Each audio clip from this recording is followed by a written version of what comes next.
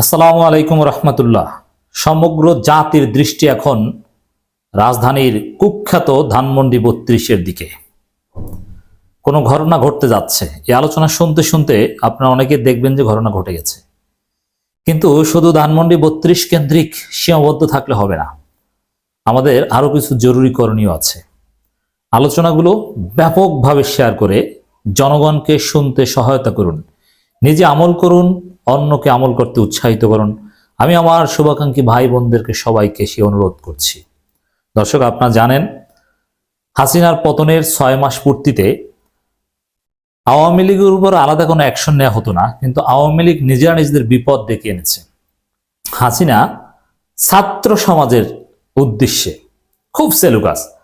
যেই হাসিনা ছাত্র সমাজকে হত্যা করে তার পতন নিশ্চিত করেছে, সেই ছাত্র সমাজের উদ্দেশ্যে আবার হাসিনা ভাষণ দিতে যায়। কত বড় সাহস! ভাষণ দেওয়ার কথা বলছে ৫ আগস্ট রাত ৯টায় ছাত্রলীগের পেজ থেকে। ছাত্রলীগ পেজটাকে আপাতত ডিঅ্যাক্টিভেট করে রেখেছে।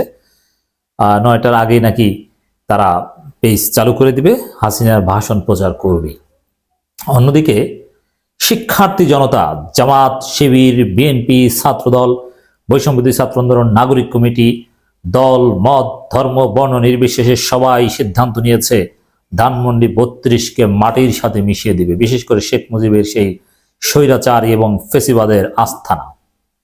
এটা কতটুকু উচিত, এ বিষয়ে আমরা আলোচনা করব। তার আগে আমরা বলবো যে হ্যাঁ, ধানমন্ডি ৩২কে জয় বাংলা করে দেন। এটা আমরা ৫ আগস্টেই করতে চেয়েছিলাম আমাদের লোকজন, কিন্তু ওই দিন বুলডোজার পাওয়া যায়নি।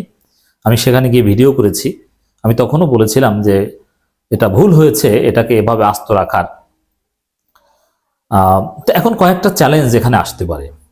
যদি এই ধানমন্ডি ৩২ কেন্দ্রিক শিক্ষার্থীদের যে টার্গেট, তাদের স্বপ্ন পূরণে যদি কেউ বাধা দেয়, যদি শক্তি প্রয়োগ করে, তাহলে বুঝবেন সেনাপ্রধান ওয়াকারুজ্জামানের কাজ। আর যদি পুলিশ বা এরা কিছু করতে পারে না, সেনাবাহিনী এসে এটা যদি ঠেকানোর চেষ্টা করে, তাহলে ওয়াকারুজ্জামানকে আমরা ধরব। যদি বাধা দেওয়ার চেষ্টা করেন, কোনো বাধা মানবে না জনগণ, কোনো অঘটন ঘটানোর চেষ্টা করবেন না। দ্বিতীয়ত, যদি শিক্ষার্থী জনতার কেউ পিছু হটে এই ধানমন্ডি ৩২ অভিমুখে এই বুলডোজার মিছিল থেকে, তাহলে বুঝবেন আসিফ নজরুল কিংবা মোস্তফা সরোয়ার ফারুকী এরা শিক্ষার্থীদের সাথে বা শিক্ষার্থীদেরকে ম্যানেজ করেছে। অতএব এই ম্যানেজড হওয়াটা আমরা মেনে নেব না। এবং ম্যানেজ যদি হয় শিক্ষার্থীরা, তাহলে তাদেরকেও আমরা চিহ্নিত করবো যে এরা গাদ্দার, এরা দুর্বল চিত্তের। এবং যদি ওখানে কোনো কালচারাল অ্যাক্টিভিস্ট, শিল্পী টিল্পী ওখানে গিয়ে হাজির হয়, তাহলে বুঝতে হবে এটা মোস্তফা সরোয়ার ফারুকী পাঠিয়েছে। তখন মোস্তফা সরোয়ার ফারুকীকে আমরা ধরব। অতএব আজকে কোনো ছাড় নেই। ৫ আগস্ট যে ভুল করেছি, সেই ভুল আর করা যাবে না। বিপ্লবী সরকার গঠন করা উচিত ছিল, অনেক কিছু করা উচিত ছিল, কিন্তু সেগুলো হয়নি। ৫ আগস্ট বা তার আগেই proclamation of July revolution declare করা উচিত ছিল, কিন্তু সেটা হয়নি। কিন্তু আজকে জনগণ ধানমন্ডি ৩২ নম্বরে অ্যাকশন দেখাবে, সরকার চেয়ে চেয়ে দেখবে, মিডিয়াগুলো প্রচার করবে। এর মধ্য দিয়ে এই সরকার যে বিপ্লবী সরকার, আইন কানুন এগুলোর ধার যে ধারে না, এই জাতি যে একটা বিপ্লবী জাতি, আওয়ামী লীগের সাথে যে কোনো সহনশীলতা নেই, সেটা আজকে প্রমাণিত হবে। সরকার কি আচরণ করে ধানমন্ডি ৩২-এ শিক্ষার্থীদের জনতার ভূমিকার বিপরীতে, এটাকে বিপ্লবী না ভণ্ড, সেটা প্রমাণিত হবে আজকে। একই সাথে আমি আহ্বান জানাই দর্শক, শুধু ধানমন্ডি ৩২ ওটা মাটির সাথে মেশালে হবে না। ধানমন্ডি ৩২-এর পক্ষে কারা মায়া কান্না করে ওদেরকে ধরেন। ৫ আগস্ট ধরতে পারেনি, এখন ধরেন। আর একটা সুযোগ এসেছে। ধানমন্ডি ৩২ নম্বর নিয়ে কারা মায়া কান্না করবে, যারাই মায়া কান্না করবে তাদেরকে উচিত শিক্ষা দিবেন, কোনো ছাড় দেওয়া যাবে না। ৫ আগস্ট ভুল করেছেন, এবার আর ভুল করবেন না। অর্থাৎ চিহ্নিত করুন, তালিকা করুন কারা কারা ধানমন্ডি ৩২-এর পক্ষে মায়া কান্না করছে, তাদেরকে ধরতে হবে।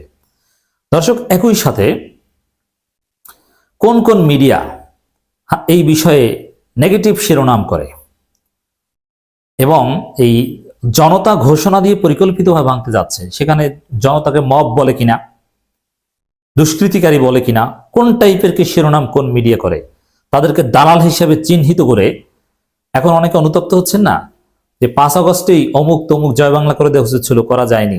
কিন্তু এই ধানমন্ডি ৩২ কেন্দ্রিক দরদকে কে মারায়, এটাই দরদ মারানি দেখে আপনি দালাল চিহ্নিত করে আপনি তাদেরকে শায়েস্তা করবেন, এটা আমরা আহ্বান জানাই। This is second opportunity after 5th August. দর্শক, এই ধানমন্ডি 32-এর প্রতীকী তাৎপর্য আছে। ধানমন্ডি 32 এখানে দামি কিছু না, আমি ভিতরে গিয়েছি দেখেছি, আকর্ষণীয় কিছু না, কিন্তু এটা প্রতীকী তাৎপর্য অনেক। আওয়ামী লীগ ফিরে আসবে কিভাবে? প্রথমে ফিরে আসবে তাদের কালচারাল ইনগ্রিডিয়েন্টসের উপর ভিত্তি করে, তাদের এই প্রতীকী বিষয়গুলোকে ধারণ করে। এই জন্য রোকেয়া প্রাচী ভাইরা কিন্তু ধানমন্ডি 32-এ ফুল দিতে গিয়েছিল। এই জন্য আওয়ামী লীগকে বা ফ্যাসিজমের পুনরুত্থান যদি ঠেকাতে হয়, আওয়ামী লীগের এই কালচারাল ইনগ্রিডিয়েন্টস, এদের হিস্ট্রিক্যাল এই গুরুত্বপূর্ণ দিকগুলো যেগুলো নিয়ে এরা চেতনা ব্যবসা করে, এগুলোকে মাটির সাথে মিশিয়ে দেওয়ার ঐতিহাসিক গুরুত্ব আছে ফ্যাসিস্ট ঠেকাতে। এই জন্যে ধানমন্ডি 32, টুঙ্গিপাড়ার শেখ মুজিবের কবর থেকে শুরু করে ধানমন্ডি 32-এর মধ্যে সীমাবদ্ধ থাকলে হবে। সামনে আমাদের টার্গেট টুঙ্গিপাড়া যাব আমরা বুলডোজার নিয়ে। শেখ মুজিবের কবর কেন্দ্রিক যে পূজা টুঙ্গিপাড়ায় চলে, ওটাও আস্থা রাখা যাবে না। পরবর্তী টার্গেট আমাদের ওইটা। এই শপথ নেন আজকে। এবং আরো যত এরকম আওয়ামী লীগের কালচারাল চিহ্ন থাকবে, মেমোয়ার্স থাকবে, কিচ্ছু রাখা যাবে না। শেখ মুজিবের কোনো ছবি, মূর্তি, অস্তিত্ব থাকবে না, সব ভেঙে দেওয়া হয়েছে। যেগুলো বাকি আছে, বাকি কাজটা এই 5 আগস্ট করেন। এবং কারা কারা মায়া কান্না করে এগুলো দেখেন।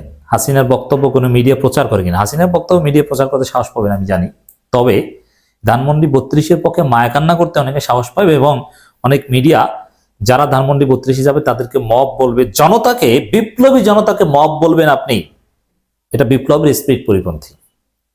এগুলো আমরা দেখব। এই বিষয়গুলোতে নজর দিন প্লিজ।